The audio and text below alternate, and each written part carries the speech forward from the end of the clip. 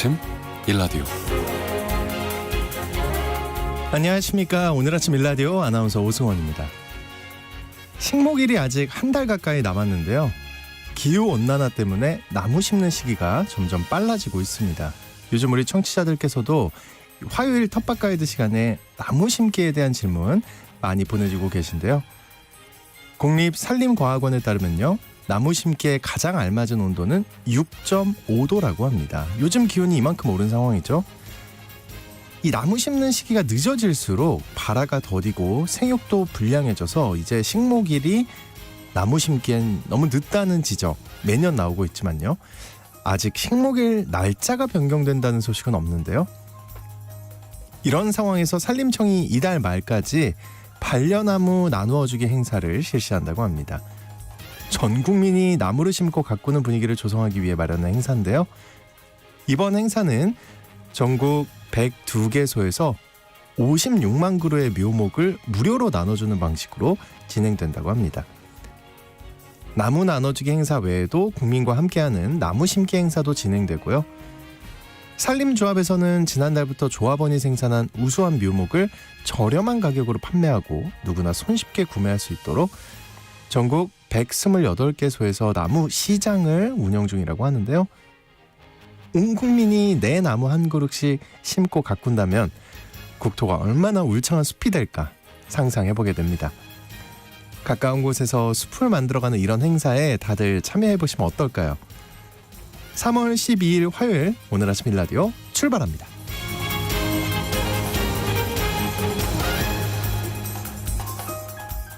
오늘 아침 일라디오 이 시간은 물론 KBS 일라디오의 모든 프로그램은 유튜브 KBS 일라디오 공식 채널이나 모바일 콩 어플리케이션을 통해 실시간으로 함께 하실 수 있습니다. 화요일 해외 농업 소식 살펴보고요. 텃밭 가이드 시간에는요, 씨앗 파종하는 방법도 다양하고 또 작물에 따라서 잘 선택해야 하는 것 같은데요. 자세한 방법 알려드리겠습니다.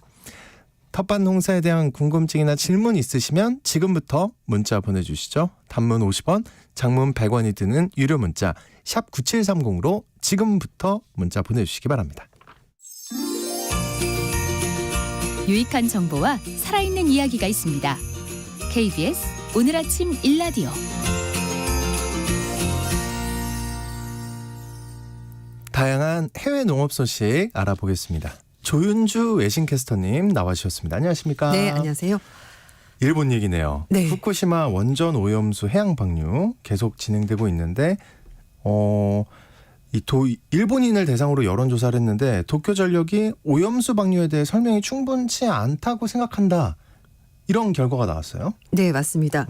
일본 국민 10명 중에 7명이 후쿠시마 원전 오염수 해양 방류를 둘러싼 일본 정부 그리고 이 원전을 운영하는 도쿄전력이 대내외적으로 설명을 충분히 하지 않았다. 하지 않았다. 네, 이렇게 생각한다고 합니다. 일본인조차. 네, 맞습니다. 우리는 어떻겠어요? 그러니까요. 너무 답답하죠. 이게 네. 뭐 이미 시작은 다 됐고 네, 어쩔 수가 하고 있고. 어쩔 수 네. 없긴 한데 일본 여론조사회가 1월 달부터 3월 달까지 전국에 있는 18세 이상 성인 1,786명을 대상으로 해서 우편 설문 조사를 했습니다. 우편으로요? 네, 일본 아직 역시 일본인가? 네, 한다고 합니다. 그래서 오염수 방류 방법이나 안전성 등에 대해서 정부와 도쿄전력의 대내외, 그러니까 일본 국내와 바깥에 대해서 설명한 것이 충분하다라고 생각한 사람은 30%. 반면 68%는 충분하지 않다 이렇게 대답했습니다. 그리고 나머지 2%는 무응답으로 나왔는데요. 해양 방류 이후에 수산물 안전성에 대해서는 51%가 걱정스럽다. 그리고 49% 걱정스럽지 않다. 진짜요? 의견이 반반 나뉘었습니다. 그래도 걱정스럽다가 그냥 제 예상엔 한 80%는 넘을 것 같은데. 오. 네, 그게 좀 약간 설문조사를 하신 분들도 생각이 좀 정리가 안 된 게 아닐까. 그러니까 왜냐하면은 일단 설명을 제대로 안 했다. 그럼 사실 불안해야 되는 거잖아요. 그러니까요. 근데 또 걱정은 일본 안 된다? 국민들은 자국 문제다 보니 이게 의견이 좀 엇갈리는 거 아니에요. 사실 저의 그렇죠. 지인 중에 이제 도쿄, 그러니까 직접적인 지인은 아니고 도쿄 사시는 분이 있는데 이런 뉴스에 대해서 좀 살고 있는 사람은 뭐냐 그럼 도대체 우린 여기서 나는 걸 다 먹고 그대로 쓰고 있는데 그래서 너무 오랫동안 뉴스에 너무 등장하는 것 아니냐라고 불만을 제기하는 일본 국민도 있긴 하다고 합니다. 아, 그래요. 그렇군요. 말을 아끼겠습니다. 네. 그리고 이제 삼중수소가 이제 사실 그 다액종 설비 제거 설비를 통하더라도 남아 있긴 하잖아요. 근데 이제 이게 국제 기준에 부합하기 때문에 그런 부분도 얘기가 있었는데 오염수를 바닷물과 섞어서 이 삼중수소를 내보내는데 이거에 대해서는 현행 방식에 대해서 찬성합니다. 70% 그리고 반대합니다. 29% 나와서 찬성이 훨씬 더 많았습니다. 근데 국제 원자력 기구가 이제 국제적인 기준을 가지고 있고 거기에 일본 정부가 충족을 해서 바닷물에 섞어서 내보내는 것이니까 괜찮다. 찬성한다라고 대답했고요. 그리고 원전 부지 내 탱크에 계속 저장하면은 폐로를 할 수가 없으니까 결국은 바다로 흘러보는 것이 맞다고 생각한다. 이렇게 해서 찬성 대답했고요. 반대로 나는 그래도 반대다 이렇게 대답한 사람들 보니까 말씀드렸던 삼중수소가 남아있지 않냐. 그래서 난 불안하다가 무섭다. 62% 그리고 다른 방사성 물질도 있으니까 불안하다. 이건 이제 60% 나왔는데 이건 복수응답이어서 이렇게 비율이 높게 나왔습니다. 그리고 원자력 발전에 대해서는 응답지 55%가 단계적으로 줄여서 장래에는 완전히 없애는 것이 좋겠다라고 대답했고요. 그리고 단계적으로 줄이긴 하지만 새로운 원자력 발전소도 만들어서 일정 수준 유지하는 것이 좋다라는 대답이 33% 이렇게 나왔습니다. 그리고 새로운 발전소를 지어서 장래에도 적극적으로 활용해야 된다. 그리고 바로 완전히 없애는 대답은 7%, 4% 이렇게 나왔습니다. 그러니까 원전을 아예 없애는 거에 대해서는 좀 아직 사람들이 거부감이 있는 것 같습니다. 일본 여론조사회는 도쿄신문 비롯해서 일본 언론사들이 주축해서 만든 단체인데 2011년 3월 11일 동일본 대지진 13주년 기념해서 여론조사가 실시가 된 겁니다. 벌써 13주년 네, 됐군요. 이렇게 세월이 많이 흘렀습니다. 예, 세월도 참 빠르네요. 세월이 이렇게 흘렀지만 우리는 여전히 방사능 물질에서 자유롭지가 못한 것 같습니다. 답답합니다. 네. 예. 또 올해 1분기 국제 곡물 가격이 하락해서 가공식품 가격이 안정될 것 같다고요. 이거 좋은 소식 아닙니까? 네, 맞습니다. 예. 1분기에 국제 곡물 가격이 전년 대비해서 큰 폭으로 떨어지면서 국산보다 수입산을 주로 활용하는 사료값 그리고 가공식품 물가가 안정될 가능성이 높다는 분석이 나왔습니다. 농림축산식품부와 한국농촌경제연구원이 1분기 국제 곡물 선물 가격 지수가 123.5라고 예측을 했는데요. 전년 동기에는 158.8이었으니까 그때 대비해서 22%가량 떨어졌습니다. 그래요? 그리고 작년 4분기와 비교하더라도 4.5% 하락했고요. 올 2분기에는 123.1까지 떨어질 것이라고 예상을 하고 있습니다. 일단 흑해산 밀 공급 여력이 좀 양호해졌고 또 건조한 기온이었던 남미 지역에 비 소식이 이어지면서 옥수수 수급이 개선될 것으로 보입니다. 지난달 기준 식용 곡물 밀은 톤당 338달러, 옥수수 267달러, 채용콩, 그러니까 기름 짜는 콩이 603달러로 전년 대비해서 24.5%, 28.1%, 9.7% 각각 하락했고요. 사료용 곡물밀과 옥수수 등도 전년 대비 24%, 22% 넘게 가격이 떨어졌습니다.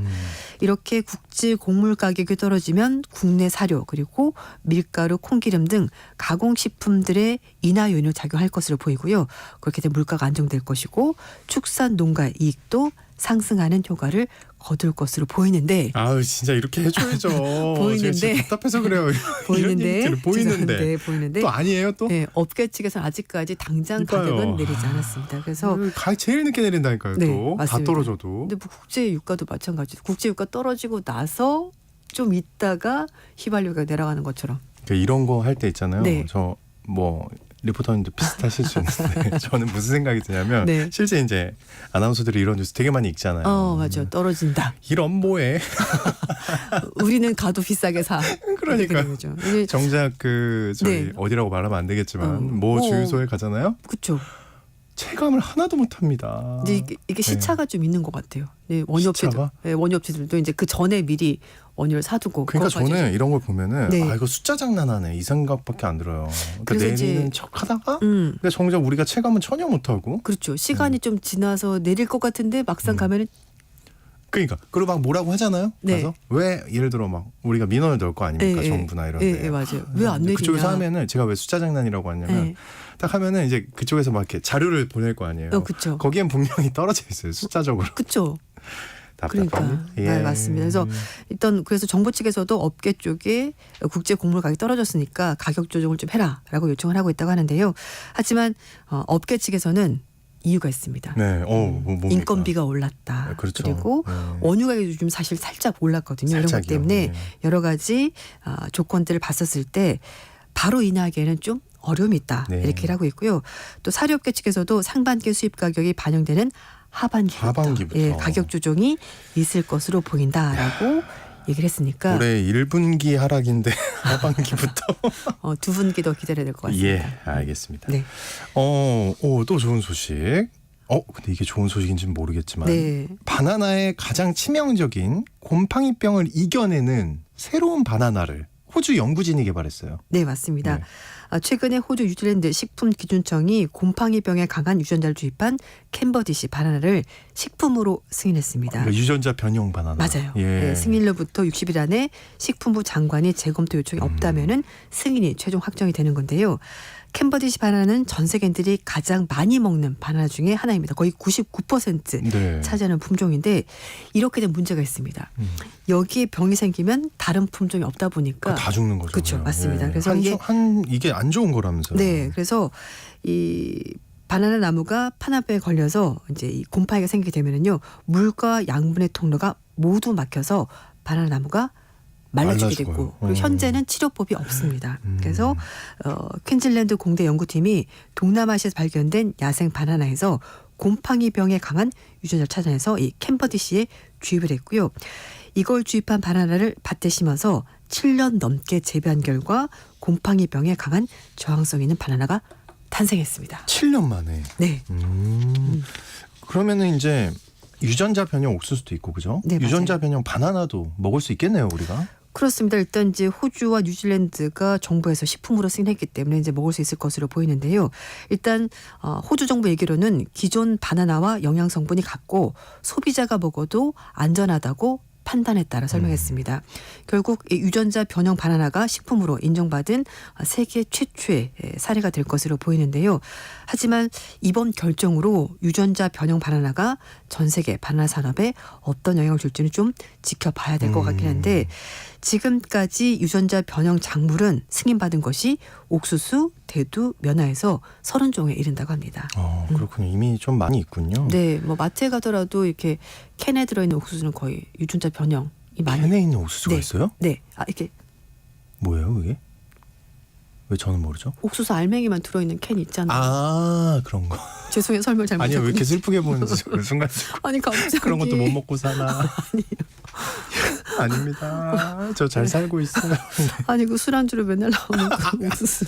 예. 네, 죄송합니다. 네. 또 세계 최대 아보카도 생산지인 멕시코 남동부 지역에서 네. 정치인이 총격으로 사망했다는데 무슨 일인가요, 이거? 네, 아보카도가 건강에 좋은 슈퍼푸드로 요즘 인정을 받으면서 엄청나죠. 미국 비롯해서 선진국에서 굉장히 많이 소비를 하고 있는데 네. 거기로 많이 수출하는 곳이 바로 멕시코 남동부에 있는 미초아칸주인데요. 여기에서 이 아보카도 유통권을 둘러싸고 범죄 조직들 간에 세력 다툼이 있었고요. 그래서 폭력 사태가 빈번해지는데 그 과정에서 정치인 2명이 괴한에 총격에 맞아 사망한 사건이 있었습니다. 6월 2일에 멕시코에서 대선이 실시가 되는데 그걸 앞두고 이제 양 세력 간의 세력 다툼으로 보이는데요. 미초아칸주는 온난화 기후 때문에 1년에 4차례 아보카도 수확이 가능하고 그래서 멕시코 아보카도 생산량의 70%가 어마어마하네요. 여기서 나옵니다. 예. 그래서 이 중에 상당수가 전 세계에 공급이 되고 거의 절반 정도가 미국으로 수출이 됩니다. 이렇게 아보카도 재배가 좋고 수익성이 높아지자 범죄 조직들이 이게 돈이 된다는 걸 알고 유통권을 두고 경쟁을 벌이고 있는데 뭐 지방의회 선거는 물론이고 대선까지 치러지는 올해 각종 범죄 조직의 공격이 사상 최악에 이를 것이라는 전망까지 나오고 있습니다. 흥미로운 해외 농업 소식 지금까지 외신캐스터 조윤주님과 함께 말씀 나눴습니다. 오늘 말씀 고맙습니다. 네, 감사합니다.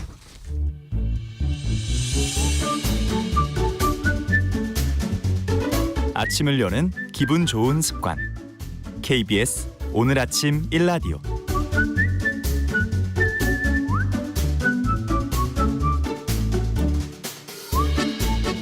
도시 농부들의 텃밭 가이드 수원 씨앗도서관의 박영재 관장님과 함께합니다. 어서 오십시오, 관장님. 네, 안녕하세요. 네, 여러분 오늘 텃밭과 관련해서 궁금한 점이 있으시면요. 단문 50원, 장문 100원이 드는 유료 문자 샵 9730으로 문자 보내주시기 바랍니다. 자세하게 답변 드릴게요.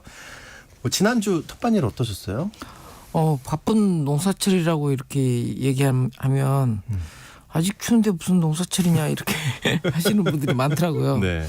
물론 씨 뿌리고 이렇게 심고 하는 타이밍은 조금 더 있어야 하긴 하지만 밭을 준비하고 또 씨앗 준비하고 더구나 모종을 직접 키워 기르는 농부 입장에서는 지금 굉장히 바쁜 농사철입니다.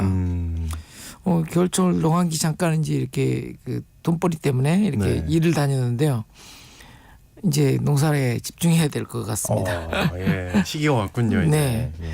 이렇게 돈벌이를 다니면 집에서는 그래요. 아니 농사는 언제 할 거냐. 근데 또 집에서 그래요? 네, 돈을 벌러 다니는데? 네. 농사만 또 집중하고 있으면 도대체 돈을 언제 벌 거냐. 그냥 관장님이 싫은 게 아닐까요? 그래도 이제 네. 농사를 걱정해 주니까 제 입장에서는 가족이 가장 든든한 후원자인 것 그렇죠. 같습니다. 그렇긴 한데 네. 또 농사를 열심히 하고 있으면 돈은 언제 벌어요? 네, 재밌네요. 예. 이제 뭐 어떤 거든 파종해도 되는 시기라면서요. 이제. 네.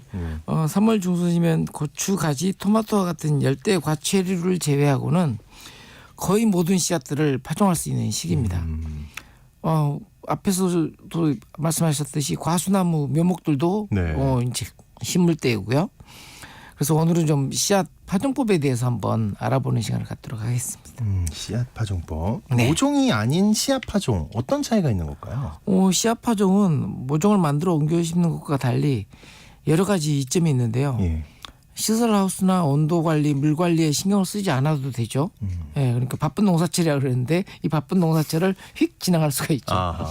네, 그 모종을 또 밭에 옮기기 전에 모종 굳히기 작업을 해야 되는데 이건 이제 구매하시는 분들도 해야 됩니다. 그리고 직발을 하게 되면 밭 환경에 작물이 빨리 적응하기 때문에 특히 뿌리 작물들은 또 뿌리가 튼튼하고 또 예쁘게 자라게 됩니다. 역시 네. 바로 그냥 이제 적응하는 거니까요, 환경에. 그 뿌리는 방법이 다양하다면서요. 네. 씨앗 크기에 따라서 다른데요. 아주 작은 도라지, 참깨등과 같은 씨앗들은 흩어뿌림을 하게 되고요. 네. 흩어뿌림은 일항 위에 씨앗을 고루 퍼지게 뿌려주는 것이고요. 좀 씨앗이 손으로 이렇게 컨트롤할 수 있을 정도의 조금 큰 씨앗들은 뭐 상추나 뭐 심추와 같은 씨앗들인데요. 네. 좀 줄뿌림을 하게 되고요. 줄뿌림은 그야말로 일항 위에서 이렇게 줄을 지어서 파종하는 방법입니다. 네. 그다음에 좀 더 큰 씨앗, 콩과 같은 큰 씨앗들은 전파종이라고 해서 전뿌림을 하게 됩니다. 그 흩어뿌리기 처음에 얘기하신 거 있잖아요. 네. 이거는 어떻게 보면은 뭐랄까요? 이렇게 숙련자가 아니면 골고루 네. 뿌리기가 어렵지 않나요? 네, 맞습니다. 네. 흩어뿌림을 하면 씨앗이 자라서 골고루 뿌리기가 쉽지 않습니다. 그래서 보통은 모래나 흙을 이렇게 채를 쳐서 씨앗과 비슷한 크기의 모래나 흙을 이렇게 골고루 섞어서 네. 함께 이렇게 뿌리게 됩니다. 모래랑 같이요? 네. 왜 그런 거예요?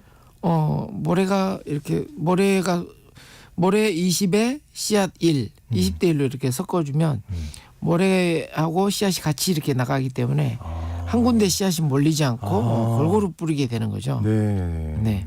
예전에는 좁쌀을 볶아서 좁쌀 볶은 것과 섞어서 뿌렸다고 해요. 모래나 흙이 흙 색깔하고 비슷해서 이게 흙 위에 이렇게 뿌리면 이게 이게 뭔지 모르겠어요. 잘 안 보이니까. 네네네. 예, 좁쌀은 그래도 약간 노란색이거나 이런 색이라서 눈에 확 들어오잖아요. 대신 또 싹이 나면 안 되니까 볶아서 이렇게 파종을 그리고 했다고. 좁쌀이 이점이 또 있네요. 네. 그 집을 때 손으로 네. 잡을 때도 이렇게 좀 배분을 해서 잡을 수 있게 딱 되겠네요. 그렇죠. 네. 모래는 약간 눈에 안 띌 것 같고. 네. 색상이 잘 눈에 띄기 때문에 이렇게 모래나 좁쌀이 퍼진 만큼 씨앗이 이렇게 골고루 파종된 것으로 이렇게 볼 수가 있습니다. 그리고 이제 위에 흙을 이제 가볍게 이렇게 뿌려주거나 흙을 이제 가볍게 덮어줘야 되는 거죠. 그다음에 이제 세갈키로 이렇게 긁어주면 이제 세갈키에 의해서 흙에 묻힌 것은 이제 흙 속으로 들어간 거고 그렇지 않은 애들은 이제 솎아주는 효과도 있어서 이렇게 이제 긁어주기도 합니다. 꽤 작업이 필요하네요. 네. 그 또 줄 뿌리는 방법도 있다 그랬잖아요. 네. 줄 뿌리면 어떤 씨앗 하는 거예요? 줄 뿌림은 흩어 뿌림보다는 좀 씨앗이 조금 큰 씨앗으로 이렇게 손으로 이렇게 집을 수 있는 정도의 씨앗인데요. 네. 보통 이 엽채류들이 이런 종류에 속합니다. 그래서 15cm에서 20cm 간격으로 일항 방향과 수직 방향으로 이렇게 줄을 그어 그 흙 속에 홈을 파고 그 속에 씨앗을 파종하게 되는데요. 줄지어 기어다니는 개미처럼 씨앗이 겹치지 않게 파종하게 됩니다. 이게 쉽지 않습니다. 그냥 상상만 해도 어려울 네. 것 같아. 성질이 고약한 사람은 훅 뿌립니다. 그래서 그야말로 돛 닦는 기분으로 해야 됩니다. 홈을 메꾸는 정도로 흙을 덮어주면 되는데요. 흙을 메꾸면서 그 자리를 살짝 올리거나 낮추면 파종한 줄을 이렇게 나중에 확인하기가 쉽습니다. 흩어 뿌림은 잡초와 함께 나오기 때문에 작물의 새싹을 본 적이 없는 초보 농부들이 어느 것이 작물이고 어느 것이 잡초인지 네. 헷갈릴 수가 있거든요. 그럴 수 있을 것 같아요. 네. 근데 줄 뿌림을 할 경우에는 내가 심은 작물들이 일렬로 이렇게 줄을 지어서 자라기 때문에 구별하기가 네. 쉬워집니다. 줄 뿌림 하는 분들도 흩어 뿌림 하는 경우처럼 모래를 섞어서 뿌리면 좋고요. 때로는 이제 같이 자라도 괜찮은 작물의 씨앗과 함께 섞어서 파종을 하기도 합니다. 이럴 때 가장 많이 애용하는 씨앗이 대파 씨앗인데요. 대파요. 네, 파는 뾰족하게 자라기 때문에 다른 작물을 방해하지 않고요. 또 어느 정도 자라면 옮겨 심기 해서 작물과 이렇게 분리해주면 또 잘 자라기 때문에 팥씨를 많이 섞어서 이렇게 줄 뿌림을 하기도 합니다. 대파씨 실제로 봤는데 되게 작던데. 네, 그렇죠. 전 뿌림은 또 어떤 걸 해주는 건가요? 마지막으로 콩처럼 커다란 좀 큰 씨앗은 거. 네. 전뿌림이라는 방법을 활용하게 되는데요. 엄지, 검지, 중지를 이렇게 벌려서 네. 파종할 것에 구멍을 냅니다. 그러면 구멍이 3개가 뚫리잖아요. 거기에 씨앗 하나씩을 넣어서 파종합니다. 보통 중국 영화 보면 당랑권이라고 네, 하는데 갑자기요? 네. 예. 이렇게 손가락 3개에 그래서 3알씩 파종하는 셈입니다. 그렇게 하는 근데 이유가 있나요? 당랑권 방법을 하는 이유가 있나요? 예, 어른들의 지혜를 엿볼 수가 있는데요. 네. 이렇게 콩 3알을 파종하는 뜻을 흔히 이렇게 설명합니다. 3알을 다 사람이 먹는 게 아니라 한 알은 새가 먹고 한 알은 땅벌레가 먹고 나머지 한 알은 사람이 먹게 된다고 하죠. 예, 그래요. 예. 근데 요즘은 새들 피해가 많아서 장난삼아 이렇게 얘기하시는 분들 계세요. 한 알은 비둘기가, 한 알은 꿩이, 또 한 알은 까치가 먹어서 사람은 먹을 것이 없다고 하기도 합니다. 요즘 그 정도입니까? 네. 웃으면 안 되는데 자꾸. 예. 이런 전뿌림 파종은 씨앗을 절약하는 파종법이라서 흩어뿌림이나 줄뿌림이 사라지고 점점 전뿌림으로 이렇게 바뀌고 있습니다. 그러면 조그만 씨앗을 어떻게 전뿌림하지 하는데 아주 지혜로우신 분들이 계시더라고요. 네. 음료수 빈 병을 깨끗이 닦아서 말린 다음에 씨앗을 거기다 넣고요. 병 뚜껑에 씨앗이 나올 만큼의 구멍을 낸 다음에 이렇게 톡톡 이렇게 파종할 구멍마다 이렇게 거꾸로 뒤집어서 예. 이렇게 파종을 하시더라고요. 와, 진짜 좋은 방법이에요. 네네. 그럼 하나씩 딱딱. 오. 네, 요즘 씨앗값이 비싸잖아요. 이렇게 흩어뿌림이나 줄뿌림 하기에는 너무 아까워서 이렇게 전뿌림을 하는 아주 지혜로운 방법들을 보기도 했습니다. 하지만 비둘기 하나, 까치 하나. 네. 여기까지 하겠습니다. 그 파종하면서 네. 좀 이거 많이 궁금해하실 것 같은데요. 네. 싹이 좀 빨리 올라오게 하는 방법이 있을까요, 혹시? 파종하고 싹이 빨리 올라올 수 있게 하려면 씨앗을 물에 불린 후에 파종하는 방법인데요. 반나절 그러니까 보통 한 5시간에서 6시간 정도 물에 담궜다가 그다음에 약간 말려야 됩니다. 물 온도는 어느 정도 해야 돼요? 약간 미온 정도. 미온. 한 너무 15도 정도에서 이 정도. 그래서 보통 이제 지하수 온도나 아니면 수돗물 온도가 그 정도 되거든요. 그래서 너무 뭐 뜨겁게 하지 않아도 되고요. 네. 그래서 좀 말려야 되는데요. 예. 손에 붙지 않을 정도로 좀 말린 다음에 파종하면 발화되는 시간을 이렇게 단축할 수가 있습니다. 5시간 물에 불렸다가 네. 미온에 그다음에 건져내서 네. 그냥 자연 공기 중에 말려요? 예, 그렇죠. 자연 네. 공기 중에 한 몇 시간 정도 말려야 돼요? 한두 시간 정도 한두 시간 말리면 정도. 예, 손에 이렇게 물기가 있어서 손에 들러붙으면 파종하기 어렵잖아요. 예. 그 정도만 되면 됩니다. 그래서 이제 보통 씨앗을 이렇게 불리면 씨앗이 이렇게 커지거든요. 네. 불린 만큼. 그걸 확인한 다음에 이 정도 되면 불었다 싶을 때 이렇게 말리시면 됩니다. 그렇군요. 흙은 또 얼마나 덮어줘야 되는 거예요? 보통 이제 초보 농부들이 가장 어려운 게 도대체 씨앗을 심고 나서 흙을 어느 정도 덮어야 되지? 그러니까 아까 사실 저도 얘기를 듣다가 네. 흙을 살짝 덮는다 그러는데 그 살짝의 기준이 애매해가지고. 네. 네. 그래서 거의 매장을 하는 분들도 계세요. 네. 매장을 하면 그 나오다가 죽죠. 네. 예. 흙을 덮어주는 깊이는 보통 씨앗 두께의 2배에서 3배 정도로 덮습니다. 두 배에서 네. 두 배. 예. 너무 많이 덮어주면 싹이 밀어 올리지를 못합니다. 그러면 아까 대파 씨앗 같은 경우에는 네. 엄청 뭐랄까요? 아주 살살 덮어야 되네요. 조금만. 대파 같은 경우는 또 대파 두께 아주 가늘잖아요. 예, 예. 3배 정도로 세 배 덮는데요. 정도로. 근데 또 씨앗마다 발화하는데 햇볕이 필요한 종류하고 필요 없는 종류가 있어요. 오랜만에 네. 또. 예. 그래서 상추를 파종할 때 대파하고 섞으면 습성이 다르거든요. 상추, 쑥과 당근과 같은 작물들은 햇볕을 좋아하고요.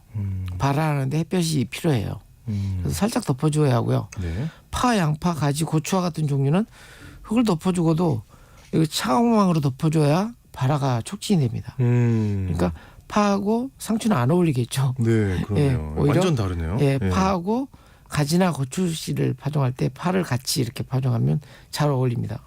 오히려 햇볕을 가려줘야 잘 발화가 되니까요. 물론 이제 이렇게 하고도 싹이 나오면 차광망을 걷어줘야 합니다. 당연히. 어차피 식물은 햇볕이 필요하니까요. 그러니까요. 이게 싹이 나올 때까지만 네, 상추, 쑥갓, 당근은 살짝 덮어주고 네, 양파, 가지, 고추는 차광망으로 살짝 덮어준다. 네. 올해도 텃밭에 달라질 풍경들을 좀 기대해봐야 될 것 같아요. 네. 예. 차를 타고 교회에 나가면 이렇게 산들을 바라보게 되잖아요. 네. 그러면 햇볕이 잘 비추는 산 능선에는 햇볕을 아주 좋아하는 극양수라고 할 수 있는 소나무가 자랍니다. 그리고 계곡에는 도토리 열매를 맺는 이제 참나무 종류, 낙엽이 지는 그런 나무 종류가 자라요. 그래서 이제 보면 산 능선에는 소나무가 진초록색으로 이렇게 나 있고요. 그다음에 5월 실록이 질 때면 계곡에만 이렇게 약간 연녹색의 이렇게 새잎들이 볼 수 있는데요. 그리고 또 이것도 아니까 보이죠, 네. 원장님. 그리고 네. 계곡에는 이렇게 또 그리고 개나리 진달래가 필 때 보시면 진달래는 산의 북쪽에서만 핍니다. 네. 잘 보시면 네. 햇볕을 이제 싫어하는 그러니까 많이 필요로 하지 않는 그런 식물에 속하는 거예요. 진달래가. 네. 그래서 음수에 속하라고 하죠. 양수, 극양수, 음수가 있는데 진달래는 극양수가 이제 햇볕을 엄청 좋아하는 네, 거고. 소나무가 그런. 네. 네. 그래서 음수에 속하는 게 이제 진달래 같은 북쪽 사면에 이렇게 자라는. 그래서 인삼 재배하는 분들도 산의 북쪽에다가 이렇게 산양산삼 뿌리죠. 네, 그런 것을 볼 수 있습니다. 네. 그래서 사실은 이제 이 그 모든 식물이 햇볕을 필요로 하지만 많이 필요한 식물이 있고 적당한 햇볕만을 원하는 식물이 있기 때문에 사실은 이 지구 전체에 햇볕이 골고루 비치지는 않잖아요. 빈틈없이 지구를 식물이 이렇게 초록의 행성으로 이렇게 만들었습니다. 작물들도 마찬가지예요. 저마다의 발합 습성에서 이렇게 햇볕이 필요한 것과 필요 없는 경우가 있지만 생육 습성에서도 또 이렇게 햇볕을 굉장히 많이 필요로 하는 뭐 참깨나 뭐 들깨와 같은 게 있고 또 햇볕을 많이 필요로 하지 않는 상추라든지 엽채류 종류가 있으니까요. 그래서 우리는 좀 농부들은 거기에 맞춰서 이 작물들의 성격을 좀 잘 맞춰서 농사 기술을 발달시켜 온 거라고 봅니다. 야. 근데 참 이 농사 얘기를 들을 때마다 제가 느끼는 건데 정말 들어도 어렵습니다. 자, 이제 청취자분들이 보내주신 사연과 질문 살펴보겠습니다. 지난주에 미처 답변 못해드린 사연과 질문부터 살펴볼게요. 0703님 안녕하세요. 차요태 싹이 났는데요. 언제쯤 노지에 심어야 할까요? 하고 보내주셨네요. 네. 이분도 얼리 어답터라고 해야 되겠네요. 왜요? 차요태? 가장 최근에 이제 들어온 이제 그런 작물에 속하기 때문에 차요태는 씨앗이 없어요. 예? 열매를 바로 이렇게 심는 거예요? 씨앗으로 심는 거거든요. 그러다 보니까 차요태는 오이하고 비슷한 박과작물이에요. 그래서 열매를 바로 이렇게 심게 되는데 이 신기하네요. 차요태가 네. 열대작물입니다. 열대작물. 예, 열대작물이라서 이건 사실은 4월 날이 진짜 한 10도 이상 올랐을 때. 예, 최저 기온도 10도 이상이 이렇게 확보되었을 때 이렇게 심어야 됩니다. 아직은 이미 참 예. 남았네요. 예. 근데 이미 좀 싹이 났다고 싶어서 너무 불안하시면 이 물에다 살짝 담궈 놓으면 거기서 뿌리가 나오거든요. 물에다 담그면요. 물에다 한 반쪽 정도만 이렇게 담궈 놓으면 그 물컵 쪽으로 이렇게 잔뿌리가 많이 나옵니다. 이렇게 수경 재배를 하시다가 좀 옮겨 심는 방식으로 이렇게 하셔도 될 것 같습니다. 수경 재배를 하다가 네. 0635님 완두콩을 심는 시기 언제인가요? 하고 보내주셨어요. 네. 우리 방송을 계속 들으시면 이미 심으신 분들이 많으실 것 같은데 2월 달부터 심습니다. 2월이요. 네. 그래서 좀 늦긴 했지만 네. 지금이라도 이렇게 심으셔야 되는. 괜찮은 거죠? 지금 심어도. 네네. 예. 왜냐하면 완두콩이 이렇게 일찍 심는 이유가 장마철 때문에 그래요. 완두콩은 물방울로 튕겨내지 못하기 때문에 장마철 오면 이 꼬투리 안에서 다 싹이 나 버리거든요. 그래서 가급적이면 장마철 이전에 수확할 목적으로 이렇게 심어야 돼서 2월 달부터 이렇게 심기 시작하는 겁니다. 근데 보통 좀 완두콩 수확은 푹콩 상태로 이렇게 수확해서 먹잖아요. 그러니까 드시는 데 있어서 이게 좀 늦긴 했지만 푹콩 상태로 이렇게 수확하기 때문에 지금이라도 좀 서둘러서 심으시고요. 비 오기 전에 장마철 전에 이렇게 수확을 하는 걸 목표로 하셨으면 좋겠습니다. 좀 서두르셔야겠습니다. 네. 0635님. 자, 여러분 텃밭과 관련해서 궁금한 점이 있으시면 단문 50원, 장문 100원이 되는 유료 문자 샵 9730으로 문자 보내주시기 바랍니다.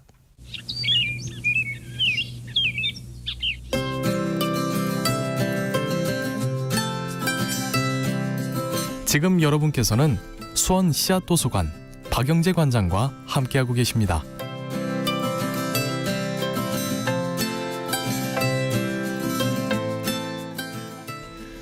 네, 청취자 여러분들의 많은 질문이 올라오고 있는데요. 그중 한 분과 전화 연결해서 직접 궁금한 질문 들어보겠습니다. 안녕하세요. 네, 안녕하십니까. 네, 어디 지역에 계신 누구실까요? 여기는 광주거든요. 광주. 경기도 네, 광주인가요? 광주에 사는, 네, 한영자라고 합니다. 네, 경기도 반갑습니다. 광주의 한 선생님 반갑습니다. 네. 어떤 질문 있으신지 편하게 말씀 나누시죠. 네네. 작년에 대파 씨를 뿌렸었거든요. 네네.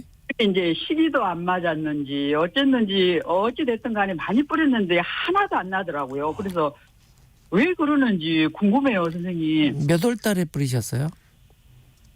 봄에 뿌린 것 같아요. 아, 네. 그 씨앗은 어느 정도 오래된 거예요? 그냥 작년에 수확한 걸 예를 들어서 그렇게 수확한 걸 작년에 뿌렸죠. 네, 네. 네. 대파 씨앗의 수명은 굉장히 짧거든요. 그래서 작년에 수확한 것을 바로 뿌리셨으면 제대로 좀 뿌리신 거고요. 네. 근데 이제 대파는 습성이 이렇게 좀 너무 햇볕을 많이 받게 되면 발화를 잘 안 하고요. 약간 좀 우리가 이 방송을 통해서 말씀드렸듯이 차광을 해줘야 오히려 발화를 잘하거든요. 예.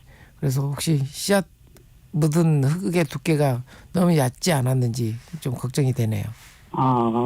그래요. 네. 경기도 광주가 아니라 전라도 광주 같은데요. 여기는 전남 광주거든요. 그렇죠. 예, 그죠, 사투리가. 예. 어떻게 괜찮을까요? 좀 언제 뿌려야 되는가요? 대파는 보통 한 3월부터 10월 10일까지는 파종을 해도 돼요. 그래서 연중 파종이 가능한 씨앗이 그래요? 대파 씨앗입니다. 네. 그래요. 그러면 때 올해 또 다시 또 뿌려보려고 그러는데 네네. 네, 그렇게 하겠습니다. 그리고 하나 더 여쭤봐도 괜찮을까요? 아, 그럼요. 네. 아, 네, 아이고 기억이 안 나는데 그 강황가루 말고 카레가루 또 있지요. 그걸 네. 뭐라고 그런지 도저히 기억이 안 나요. 근데 울금 울금인가요? 좀 심어보고 싶은데 네네. 그거 어떻게 해야 되나요? 종자로 이렇게 시장에 가면 종자로 이렇게 생강처럼 이렇게 판매를 합니다. 네. 네. 근데 사실은 이제 강황하고 울금은 전혀 다른 식물이거든요. 네. 네.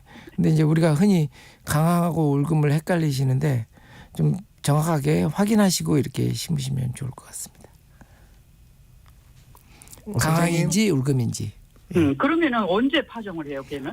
생강 그것도 열대 작물이라서 생강 심는 시기하고 비슷해요. 그래서 보통 이제 5월 초쯤에 이렇게 심게 됩니다. 아, 그래요. 네. 그러면 걔도 그 생강 심듯이 그렇게 심어야 되나요? 네, 마찬가지로 비슷하게 심습니다. 아, 좀 이렇게 드문드문요? 네네. 아, 그렇구나. 그리고 늦게 나오기 때문에 볏짚이라든지 이런 걸로 좀 촘촘하게 덮어줘서 이렇게 뚫고 나오니까 걱정하지 않으셔도 되고요. 볏짚을 이렇게 촘촘하게 덮어주시면 좋습니다. 아, 그 밑거름 같은 걸 많이 해줘야 되죠? 네, 당연히 밑거름 충분히 해야 되고요. 그래요. 아, 올금이 생각이 안 나서. 선생님, 근데 대파는 아예 포기하셨나 봐요. 대파 좀 아쉬워하시더니 바로 울금으로 넘어가신 느낌인데. 또 하시겠죠. 도 하고. 아, 오케이. 알겠습니다. 아, 네. 두 가지 하려고 그러는데 너무 걔네들을 너무 좋아해서. 그러시군요. 아, 네. 선생님, 다음에 혹시 사연 남겨주실 때는 좀 성공했는지 안 했는지 꼭 좀 남겨주세요. 네네네. 굉장히 궁금합니다. 네.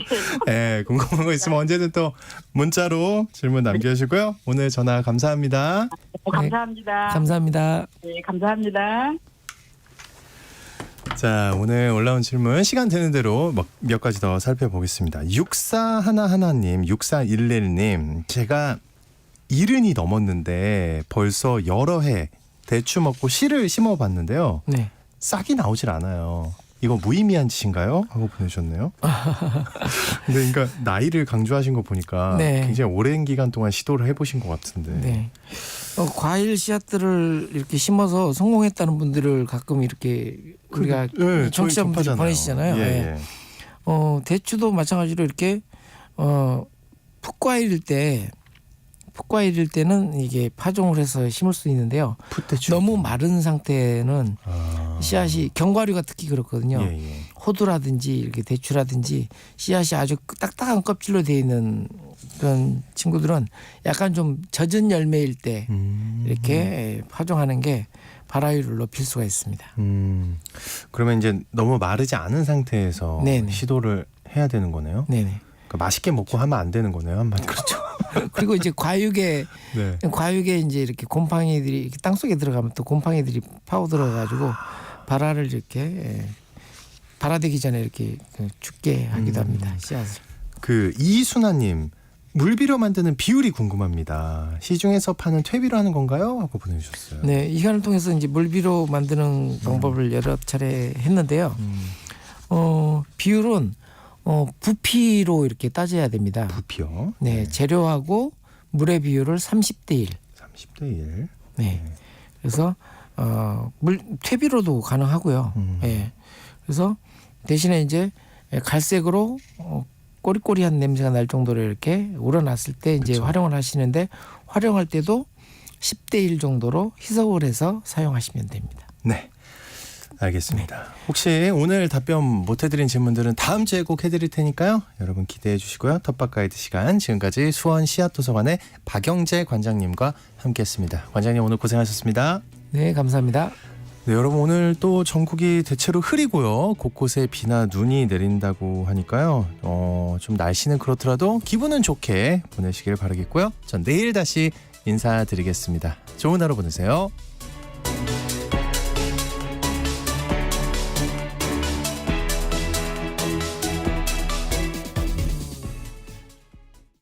여보, 올해 공익직불금 신청이 2월 1일부터 4월 30일까지래요. 2월 1일부터 2월 29일까지는 지난해와 변동사항이 없는 농업인을 대상으로 휴대폰으로 신청하도록 문자가 온다고 하네요. 안내 문자를 받지 못했거나 신청을 못했으면 어떡해요? 3월 4일부터 4월 30일까지는 농지 소재지 읍면동에 방문하여 신청할 수 있으니 그때 신청하면 돼요. 신청